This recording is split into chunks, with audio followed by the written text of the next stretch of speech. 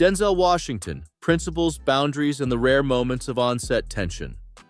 Denzel Washington's career is remarkable not just for its longevity and accolades, but for what it lacks: public feuds, long-standing grudges, or a reputation for refusing to work with people out of ego or spite. Over more than 4 decades in Hollywood, Washington has been defined by discipline, preparation, and an unwavering sense of personal and cultural responsibility. When tension has surfaced, it has almost always been tied to principles: how Black characters are portrayed, how intimacy is framed on screen, or how seriously the work itself is treated, not to personal dislike.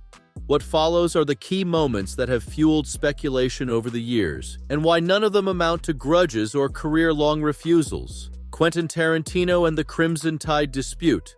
One of the most frequently cited examples of tension in Washington's career involves a director rather than a co-star.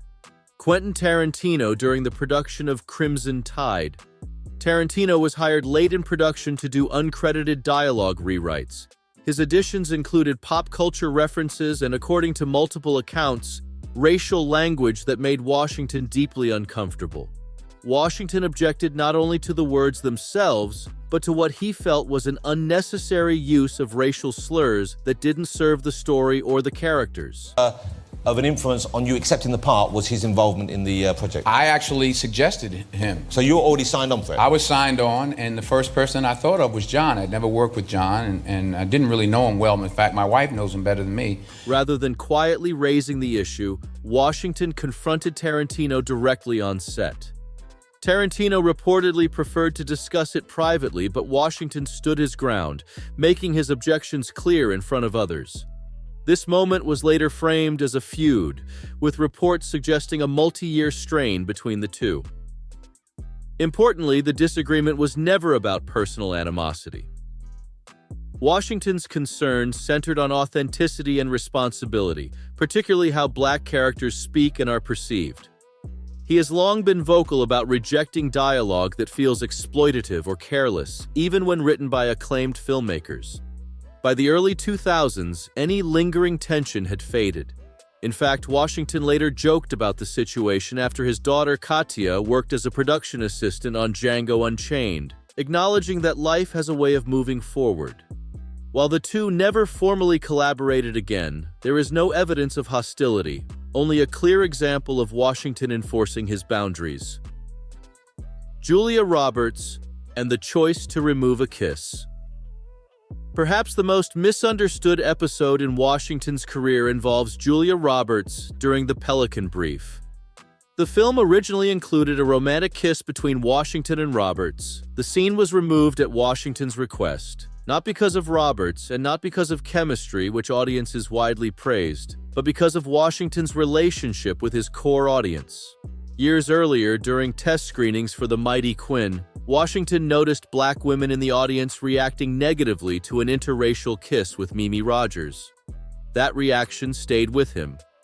He later explained that Black women had always been his most loyal supporters, and he was deeply aware of how rarely they were portrayed as desirable or centered in romantic narratives on screen.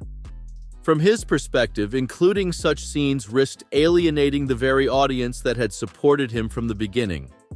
Roberts confirmed publicly that the decision was Washington's and expressed no resentment. In fact, she spoke about it with humor, openly acknowledging that she would have been happy to do the scene but respected his reasoning.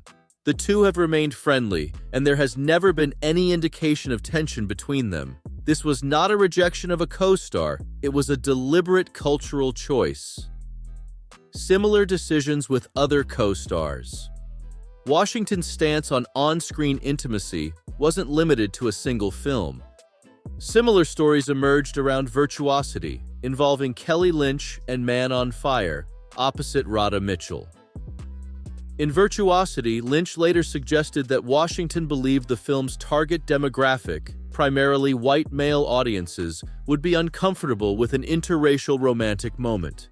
In Man on Fire, similar rumors circulated, though Washington's representatives denied that intimacy was removed for racial reasons.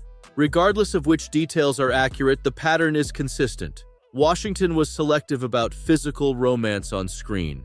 especially during a period when interracial relationships were often sensationalized rather than handled with nuance. Crucially, none of these actresses have described personal conflict with him. There is no record of hostility, avoidance, or damaged professional relationships. Washington's choices were about message and context, not the individuals involved. Notably, later in his career, he became more open to on-screen intimacy when it served the story, including a kiss with Kelly Riley in Flight. The evolution suggests reflection, not rigidity. Josh Brolin and a method acting flashpoint. The most dramatic on-set moment associated with Washington involved Josh Brolin during American Gangster, directed by Ridley Scott. Washington was portraying Frank Lucas, a character defined by intimidation and control. Deeply immersed in the role, he had rewritten some dialogue shortly before a scene.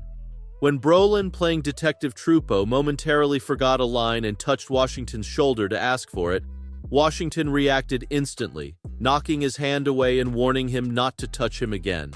Brolin later admitted the moment felt explosive, even physical, for a split second. But just as quickly, it passed. Off camera, Washington was warm and respectful. Brolin has repeatedly said he understood the reaction as part of Washington's process, not personal aggression. In later interviews, he described the experience as intense but valuable, noting that they later embraced and spoke amicably at industry events. This was not a feud. It was a collision of method acting and high-pressure filmmaking that resolved almost immediately. What the pattern actually reveals.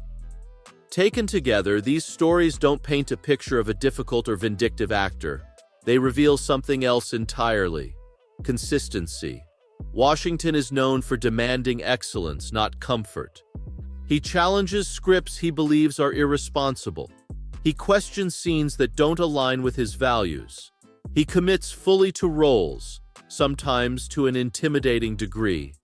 But he does not carry grudges, nor does he quietly sabotage collaborators. Co-stars like Ethan Hawke and Viola Davis routinely describe him as inspiring and generous. Behind the scenes, he has mentored younger actors, famously paying for Chadwick Boseman's education long before Boseman became a star. Claims that Washington avoids projects over wokeness, refuses to work with certain actors, or blacklists people have been repeatedly debunked. Even the roles he regrets turning down, such as C7N or Michael Clayton, were decisions about timing and personal readiness, not collaborators. At a stage in life when many actors coast on reputation, Washington continues to choose substance, appearing in major projects like Gladiator II while maintaining the same standards that defined his early career. In an industry built on compromise, Denzel Washington stands out not because he avoids conflict, but because when conflict arises, it is rooted in conviction rather than ego.